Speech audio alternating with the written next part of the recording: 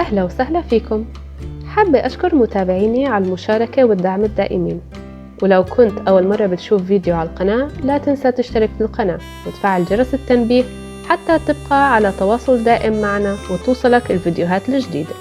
وأكيد ممكن متابعتنا أيضا من خلال صفحتي الفيسبوك والإنستغرام. وصفة اليوم من الوصفات المفضلة بالنسبة لي، وصفة الفول الأخضر المقلى بزيت الزيتون. تقريبا بستنى فصل الشتاء عشان أعملها وأستمتع بأكلها، خاصة إنها من الأكلات المفيدة جدا واللي بتزيد المناعة. الفول الأخضر أو الفول الحراتي غني بالحديد وحمض الفوليك وفيتامين سي وفيتامين اي، وفيه كمية كبيرة من الألياف، فبيعطينا شعور بالشبع وبيساعد على خفض نسبة الدهون الضارة في الجسم.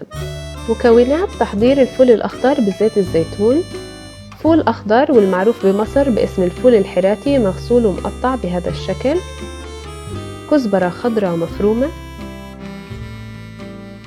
بصلة كبيرة مفرومة، معلقة كبيرة من الثوم المهروس، معلقة صغيرة من الملح، فلفل أسود حسب الرغبة، زيت الزيتون وممكن استخدام زيت الطعام لكن أنا بفضل أستعمل زيت الزيتون بهاي الوصفة. حابة أفرجيكم طريقة تقطيع الفول. عندي الفول مغسول وناشف طبعا، وفي هاي الوصفة بنختار حبات الفول الأخضر الطري، نقطع الجزء العلوي والسفلي بشكل جانبي حتى نزيل العرق الجاف اللي بيكون على جوانب الفول، وبعدين بنقطع الفول بهذا الشكل.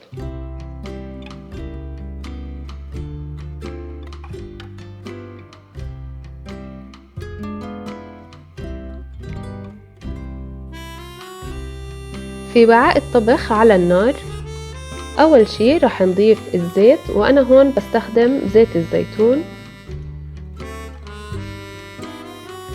ممكن أضيف شوي من زيت الطعام مع زيت الزيتون لأنه زيت الزيتون سريع التأكسد وممكن إنه ينحرق بسرعة، فإضافة زيت الطعام بخلي عملية التأكسد أقل.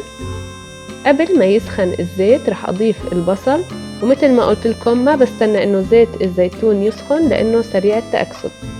بقلب البصل مع الزيت على النار حتى يدبل شوي.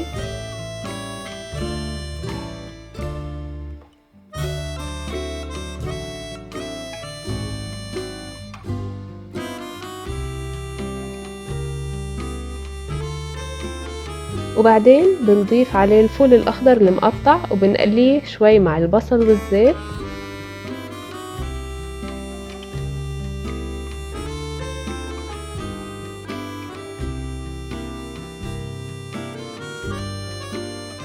وهلأ رح أضيف الملح على الفول حتى يدبل الفول وأسرع من عملية استوائه.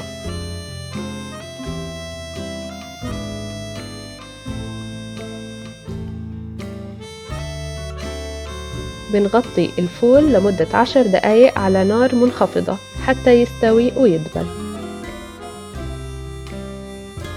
بعد ال10 دقايق الفول دبل ونزل شوية مي، ولو حسينا إنه الفول محتاج يستوي أكتر ما في مشكلة بإضافة شوية من المي الساخن.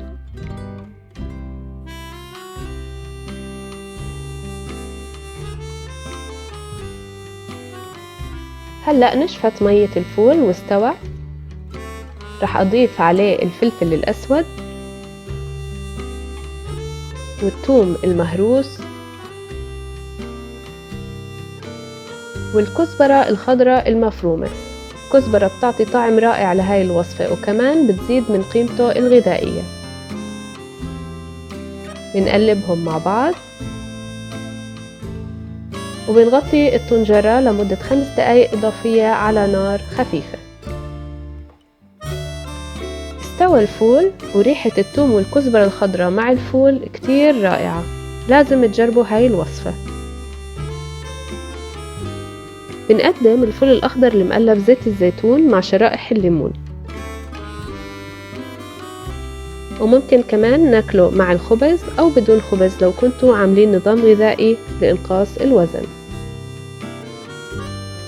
قبل ما تاكلوا الفول الأخضر لا تنسوا تعصروا عليه شوية ليمون، لأنه الليمون بيساعد على امتصاص الحديد الموجود بالفول وأكيد بضيف طعم رائع للوصفة.